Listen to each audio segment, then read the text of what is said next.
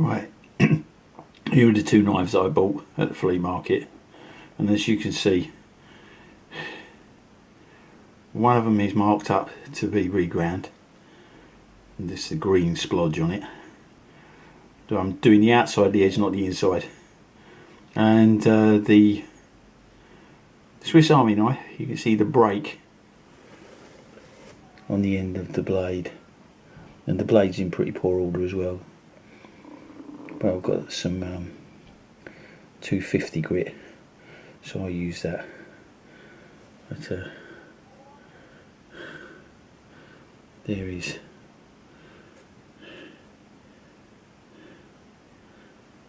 the two of them together, but I'm hoping they look a lot better than that when I've finished. You can see they're all nice, and it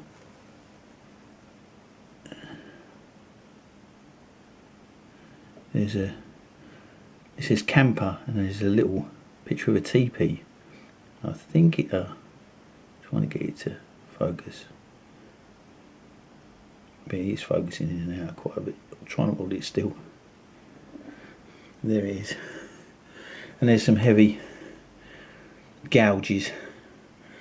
I'm going to take those out and show you how to repair this stuff if you don't already know,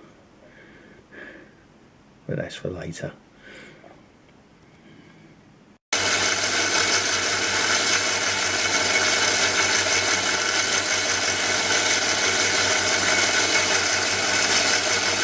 Can you see that?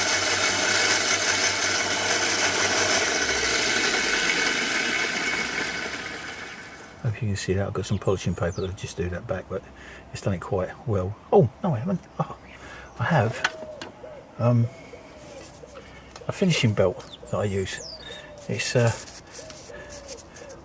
like woven, but this stuff really does shine stuff up, and I will show you that later. Now, because I've got the shape that I wanted on that, and a little bit of a point on the blade, I will put that to one side and start on the Swiss Army knife. Now, the Swiss Army knife, as I said, is broken, but what you don't want to do with this is start going and grinding this edge away if you can help it. Right, if you can get that back down onto that without making it look too stupid, which I can, you'll find that it'll be much more easier for you, because you won't have to put a new edge on it and finish it. So without further ado, we'll do that now. I'll show you what I mean.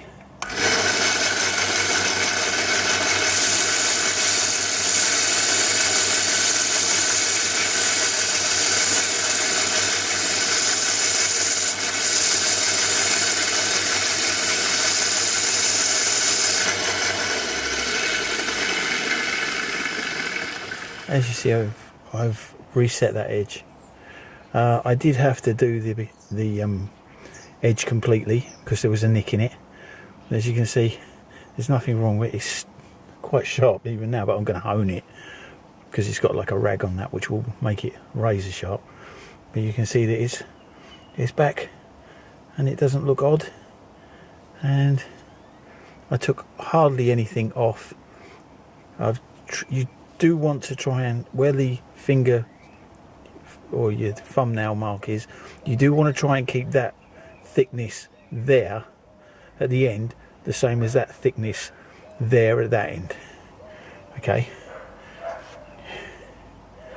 and that is and then it doesn't look odd. If you make that smaller there than there, it looks funny.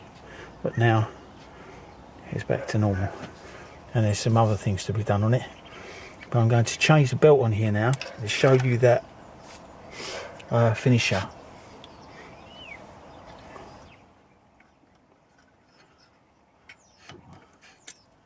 Take this off.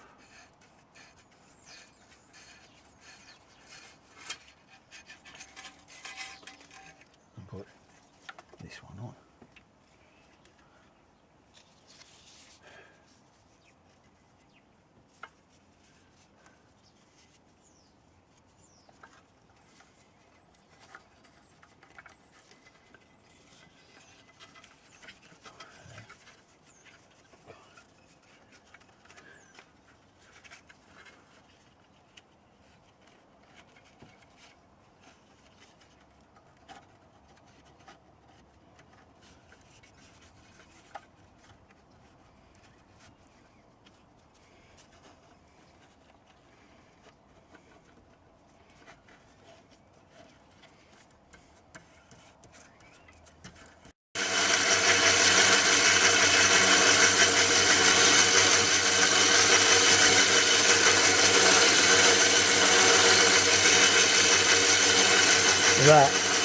polish off. And you can see the camping on it now, and the TP.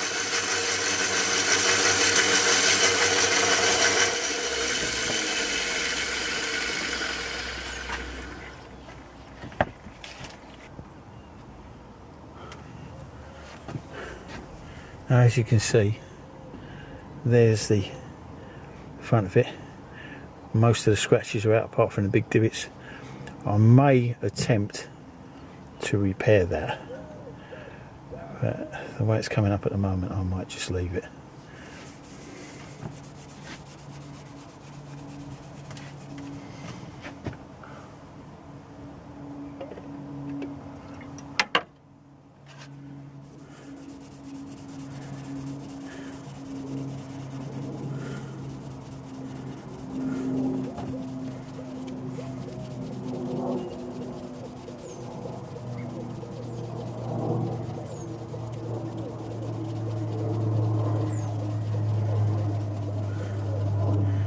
And if you're wondering what I'm using as a polishing agent here, all it is naphtha, which is lighter fluid for your Zippo. You put it on a yellow cloth and just rub it backwards and forwards. It acts like a very, very fine abrasive. And as you can see, it's bringing it off. What with the dirt that it's catching in there as well. And you should be able to see that camping and the TP very clearly now, hopefully, if that's focused.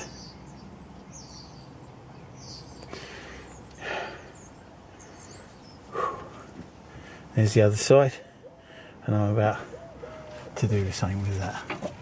And you will see that it does make a marked improvement. All I do is squirt on the lighter fuel, rub it backwards and forwards, and there's a reaction that happens. Don't know why. Probably because of the coarseness of these yellow cloths as well. It acts like an abrasive.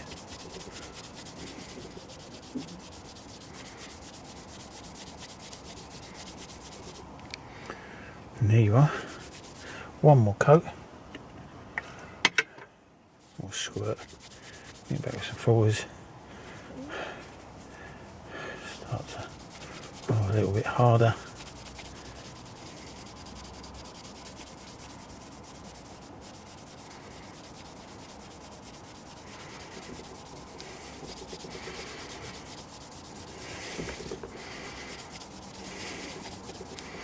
Bearing in mind, I did go over this with that very, very fine mesh belt, and then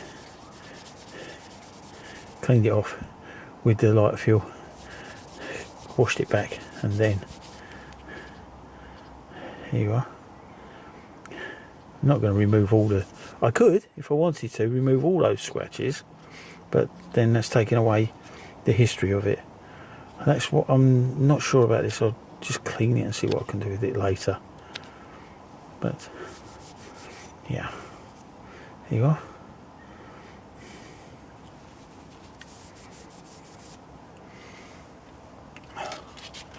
And now I'm going to use a very fine 900 grit on this.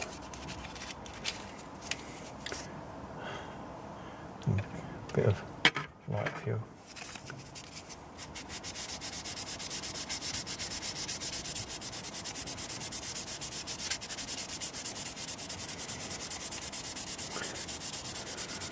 Some of those very nasty looking scratches out of that.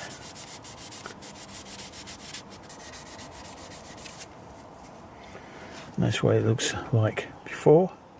And that's what it looks like after.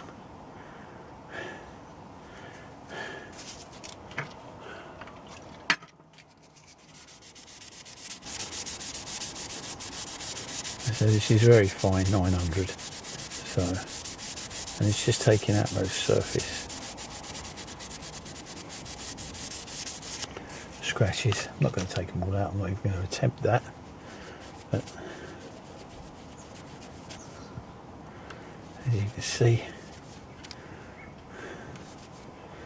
that's not too bad, and that's not too bad, just to give it some sort of uniformity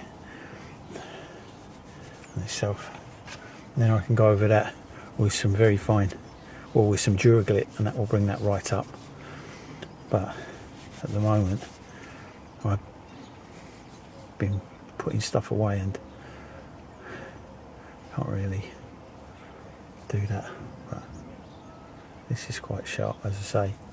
It's if you look, you can see it lifting the hairs off. It's not that sharp, but it's sharp enough to cut hair. There you go.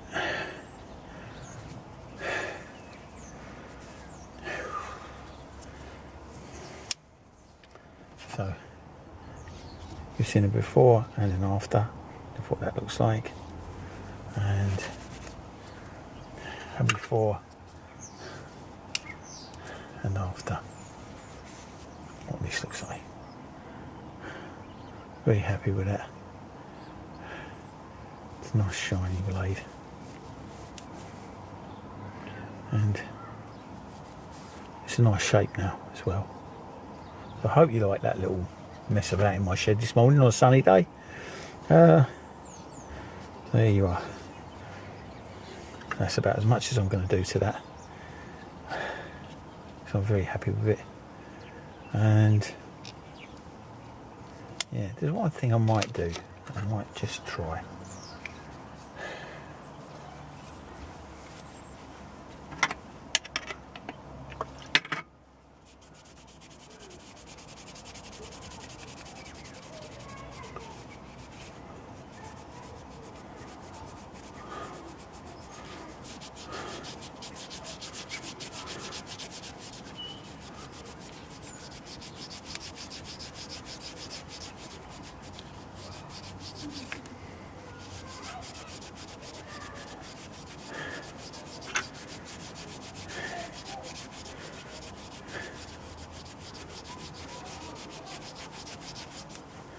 There you can see it's pulled that up. It's quite dull, that side. Let's see.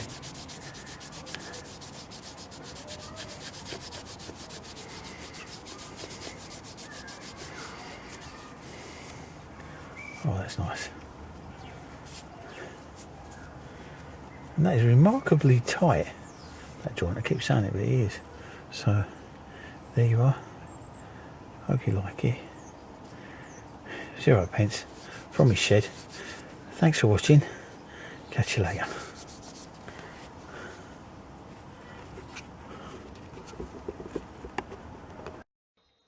These are some stills that I took before I started the renovation. So this is the before.